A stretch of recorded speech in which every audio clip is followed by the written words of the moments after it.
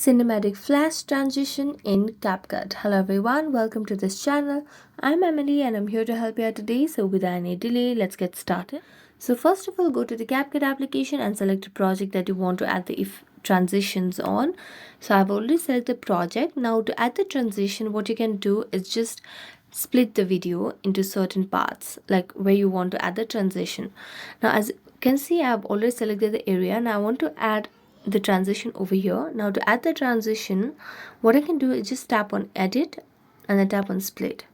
After I tap on split, you can see this line over here. Just tap on it and you'll be able to see the transition. Now just tap on the search bar and search for cinematic flash. So let's search for cinematic flash over here. There's no direct option of cinematic flash. All we have is the flash option only. So you can select any of this option. Now I'm going to select on the very first option that pops up and then let's see how it works.